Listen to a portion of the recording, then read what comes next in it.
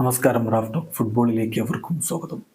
Inter Miami 4 കിരീടങ്ങൾ പോയിട്ട് ഇത്തവണ ഒരു കിരീടം കിട്ടിയാൽ പോലും വലിയ ഭാഗ്യമായിട്ട് കൂട്ടിക്കൊള്ളണം. കാരണം പ്രായം കൂടിയ 4 താരങ്ങളെ വെച്ച് അവരെന്തുണ്ടാക്കാനാണ് ചോദിക്കുന്നത്. മുൻ USMNT താരമായിട്ടുള്ള ടൈലർ ട്വൽമാൻ ആണ്. അദ്ദേഹം കൃത്യമായിട്ട് കുറേ കാര്യങ്ങൾ പറഞ്ഞുകൊണ്ടാണ് ഇത്തരത്തിലുള്ളൊരു നിരീക്ഷണം പറയുന്നത്.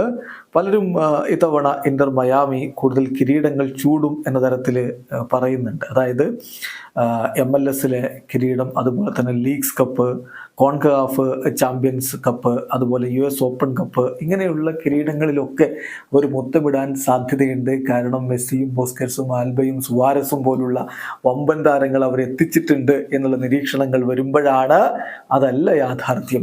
പ്രായമേറിയ ഈ താരങ്ങളെ വെച്ച് ഒരു കിരീടമെങ്കിലും നേടാൻ പറ്റിയാൽ അത് വലിയ ഭാഗ്യമായി അങ്ങ് കൂട്ടിക്കോളൂ എന്നാണ് ട്വൽമാൻ്റെ വാക്കുകൾ. അദ്ദേഹം പറഞ്ഞിരിക്കുന്ന വാക്കുകളിലേക്കൊന്ന് പോകാം. അദ്ദേഹം Alexi Lalas state of the union പോഡ്കാസ്റ്റിലാണ് ഇക്കാര്യം പറഞ്ഞിരിക്കുന്നത്. മാധ്യമങ്ങളൊക്കെ അവർ ഉദ്ധരിച്ചുകൊണ്ട് റിപ്പോർട്ട് ചെയ്തിട്ടുണ്ട്. അദ്ദേഹം പറയുന്നു, ഞാൻ വിശ്വസിക്കുന്നില്ല അവരെ ഒരു ട്രോഫി കണ്ടൻറ്റേഴ്സ് ആണ് എന്ന്. എനിക്കങ്ങനെ തോന്നുന്നില്ല. നിങ്ങൾ MLS ഹിസ്റ്ററി നോക്കുക, ഈ ലീഗ് എങ്ങനെയാണ് ബിൽഡ് ചെയ്തിരിക്കുന്നതെന്ന് നോക്കുക. ഇവിടെ ആൽബ, ബുസ്കറ്റ്സ്, സുവാരസ്, മെസ്സി, ഇങ്ങനെയുള്ള താരങ്ങൾ, പ്രായമേറിയ താരങ്ങൾ, അവർ ശരിക്കും ഓടിത്തേഞ്ഞ ടയറും കൊണ്ട് ഓടുന്നവരെ പോലെയാണ്. എന്നെ സംബന്ധിച്ചിടത്തോളം ഞാൻ സുവാരസിന്റെ കളി കണ്ടു. കഴിഞ്ഞ 4 ഇന്റർ മയാമിക്ക് വേണ്ടിയിട്ടുള്ള കളികളിൽ 21 തവണയാണ് അദ്ദേഹം ഓഫ് സൈഡ് ആയത്. ഫൈനൽ തേർഡിൽ ഒരു കണ്ടിന്യൂറ്റിയും ആ ടീമിനില്ല. ആളുകൾ പറയുന്നു അവർ റെക്കോർഡ് സെറ്റ് ചെയ്യാൻ പോവുകയാണ്, റെക്കോർഡ് ഇടാൻ പോവുകയാണ്, ഷീൽഡ് നേടാൻ പോവുകയാണ് എന്ന്.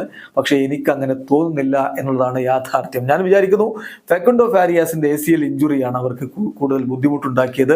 ബെഞ്ചമിൻ ക്രമാഷിക് ആവട്ടെ സ്പോർട്സ് എറിയേണ്ട, അദ്ദേഹത്തിന് അത് ഡീൽ ചെയ്യേണ്ടതുണ്ട്.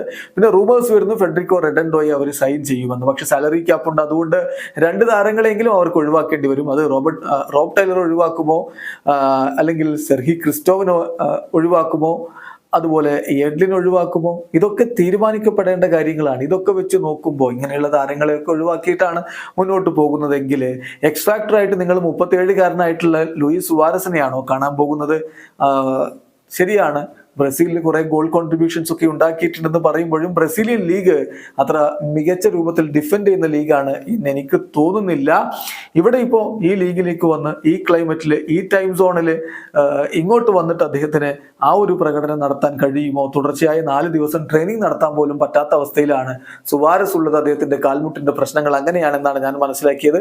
ഒരേ ഒരു കപ്പെങ്കിലും അവർ നേടിയാൽ അത് ഭാഗ്യമായി കൂട്ടേണ്ടി വരും എന്നാണ് ഇപ്പോൾ ട്വൽമാൻ പറയുന്നത്. വീഡിയോ അവസാനിക്കുന്ന ഫുട്ബോൾ ലോകത്തെ കൂടുതൽ വിശേഷങ്ങളുമായി റാഫ് ടോക്സ് എത്താം.